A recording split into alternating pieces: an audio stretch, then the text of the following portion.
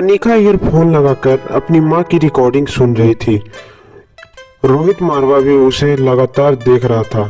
जब रोहित को लगा कि अब अनिका से बात करना चाहिए तो वो तुरंत उठकर बालकनी में गया और उसने अनिका से बात करने की कोशिश की। अनिका रोहित को इग्नोर करती है और कॉपी कलम लेकर कुछ लिखने लगती है। कुछ समय के बाद अनिका वो ईयरफोन रोहित को देती है और बोलती है, जरा सुन के बताओ तुमको इसमें कुछ अलग सुनाई देता है या नहीं। रोहित तुरंत ईयरफोन लेकर वो सुनने लगता है। रोहित फिर बोलता है, नहीं इसमें तो कुछ भी अलग नहीं है।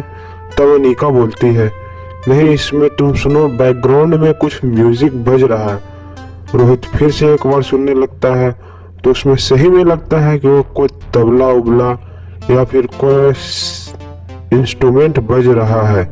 वो तुरंत अनिका को बोलता है, हाँ जरूर कुछ यहाँ पे बज रहा है, पता नहीं क्या बज रहा है लेकिन कुछ तो जरूर बज रहा है। अनिका बोली, ये कोई तबले की धाब नहीं है, लगता है कोई टेबल पे उंगलियों से टक टक की आवाज कर रहा है। रोहित बोला, हाँ इसी मेथड के जरिए वर्ल्ड वार में लोग एक दूसरे को मैसेज भेजा करते थे। दोनों मिलकर तुरंत ही इंटरनेट पे वो दोनों खोजने लगे कि इस मेथड को क्या कहते हैं। कुछ देर के बाद उन्हें पता चलता है कि इसे मोर्स कोड कहा जाता था।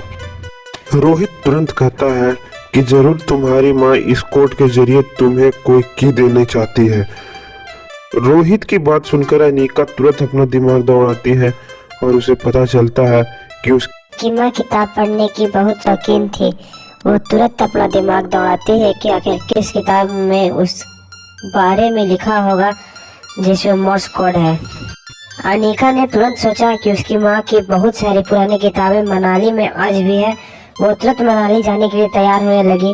तभी रोहित ने बोला कि नहीं आज रात को सो जा, कल सुबह सुबह यहाँ से तुरंत निकल जाना। अगली सुबह अनिका का नींद 7:30 बजे खुल गया। वो नीचे जैसे ही गई उसने देखा तीनों बच्चे डाइनिंग टेबल पे बैठ के खाना खा रहे थे। सभी बच्चे अनिका को गुड मॉर्निंग कहे और उसके बाद नाश्ता करने लगे। अनिका तुरंत कार में जाकर बैठ गई। उसके जस्ट बगल में रोहित मारवा आकर बैठ गया। अनिका ने उसे बोला कि कुर्सी की पेटी बांध लो, अब हम लोग उड़ने वाले हैं। रोहित अनिका के लिए थोड़ा सा नाश्ता लेकर आया था। अनिका ने तुरंत ब्रेड बटर खाया और उसके बाद गाड़ी स्पीड में पार्किंग लॉट से बाहर निकाली। वो जल्द से जल्द मनाली पहुंचना चाहती थी। अनिका का कार वहां से निकलते ही भूमिका का कार वहां पे आई। भूमिका जैसे ही कार का दरवाजा खोलकर उतरी, उसका सिक्योरिटी ऑफिसर ने बोला।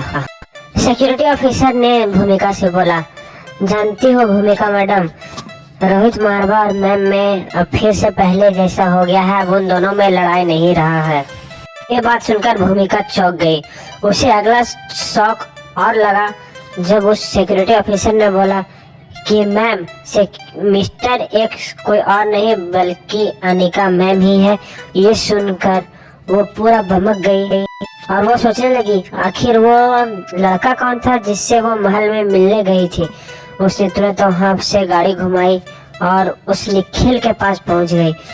उसने गेट को पीटा। जैसे ही अंदर से गेट खुला, इस लड़के ने भूमिका को बोला, हाय स्वीटी कैसी हो। भूमिका ने उससे एक जोरदार थप्पड़ मारा और बोला, तुमने मेरा फायदा उठाने के बारे में सोचा कैसे।